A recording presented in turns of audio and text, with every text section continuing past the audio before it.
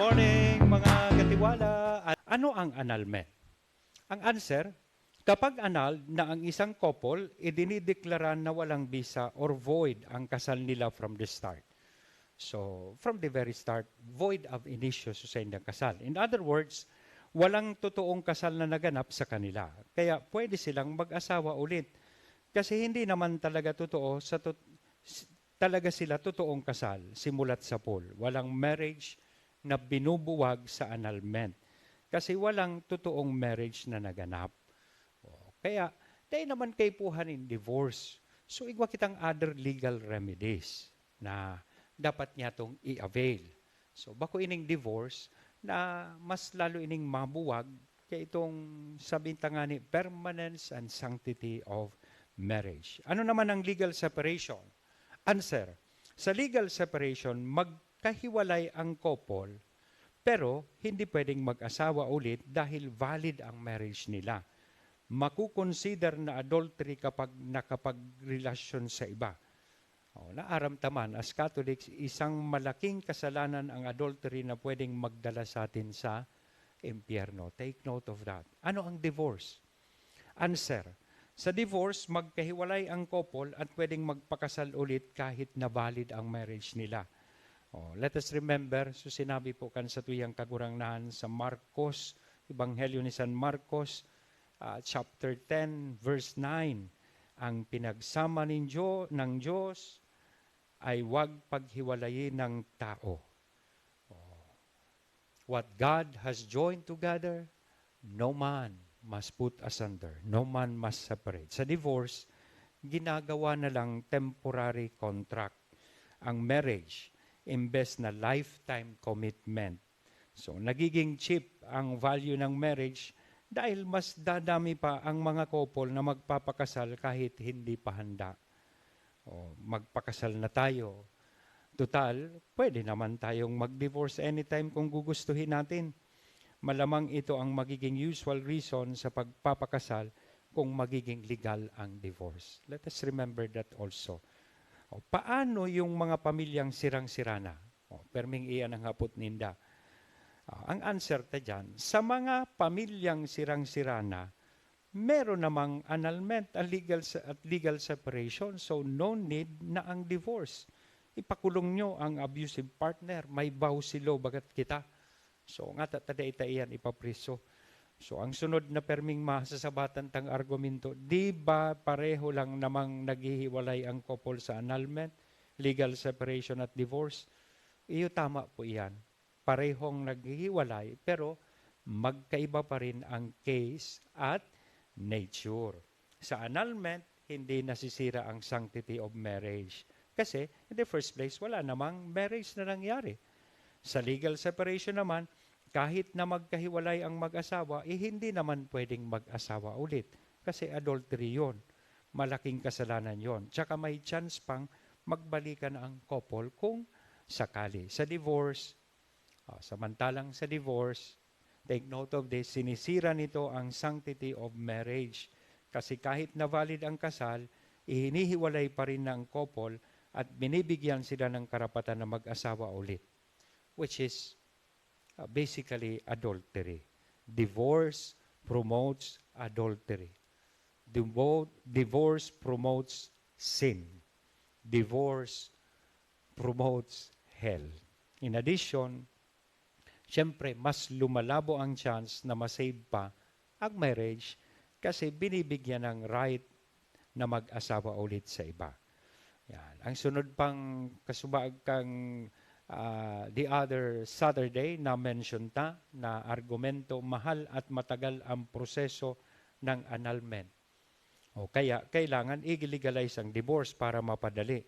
Iyan pala ang argumento ninda. Ang process pala ang problema. So yun ang dapat na i-fix. Dapat gumagawa ng hakbang ang Kongreso together with the church para mas mapadali at maging affordable ang annulment process. So di na kailangan pang i-push ang divorce. Kailangan lang ayusin ang annulment process sa bansa. Yan. Ang ultimong sarokan mga naiinkwentro tapang mga argumento, pwede niya itong masimbag Ang saro po kayan, hayaan na lang natin ang mga couple kung ano ang gusto nilang option. Wala kayong karapatan na manghimasok sa buhay nila. Tsaka, hindi naman lahat Katoliko. Hindi lahat naniniwala sa Biblia. Wow, magayunon baga. Magayunon na mga argumento.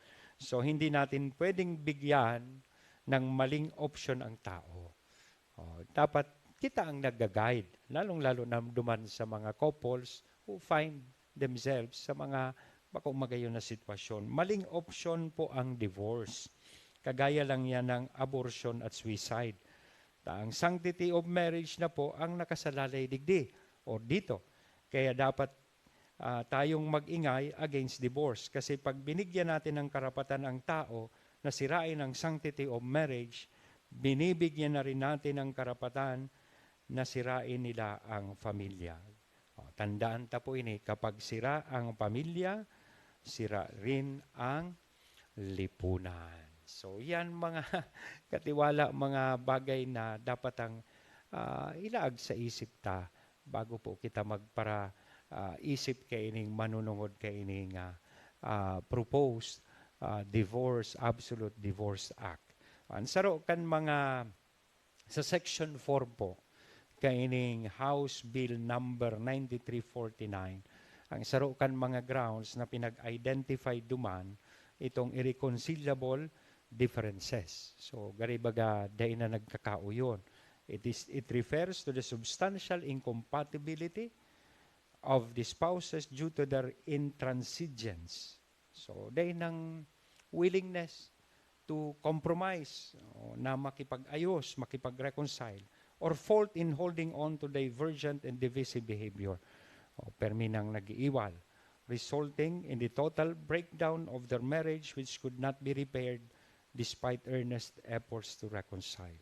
So kaya saro inikan mga pinili nindang grounds. Pero ang tuyo talaga ninda, kaya saro kan mga katuyuhan ninda, tanganing makaagom giraray, bako man dahil kay ini. Kaya pinag-uusol ining divorce. So sabi nga ni kan sarong author, this will in the process defeat the narrative or argument of pro-divorce that the primary purpose of absolute divorce bill is only to help victims of abuse get out of marriage. So actually, yan. So dahan-dahan, there is that possibility na matutugutan na po itong no-fault divorce in the long run digdi sa Pilipinas. Which in the case of USA and Europe, garibaga ining divorce, let us learn from them. Kumbaga iyong tigpaparasite approve pa iwang duman in divorce law. Actually, divorce will only become a business and a machinery for more failed marriages. In fact, sa saro pong ginibong study, sa US, ang divorce rate, so primerong pag-apply ki divorce, 45 to 50% ang divorce rate. So second marriage, 60% na. Sige ang langkaw. So third marriage, ang divorce rate is 73%. 45 to 50. Sa second marriage, nag-agum ginare, they were capacitated to remarry, naging 60% na, and 73%.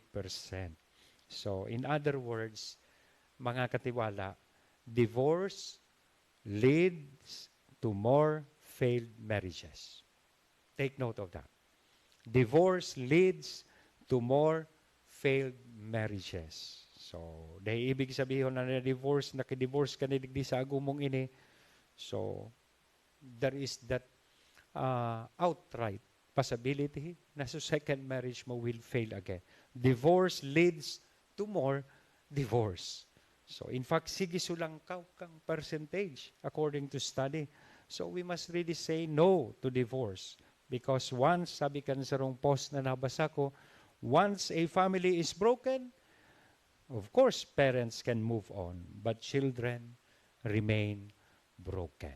So, dakula ang epekto. Pwedeng nakamove on na sa couple, pero sa parte kan mga aki ninda, so yaon man giraray ang struggle, yaon man giraray ang kadipisilan. So, they remain to be broken.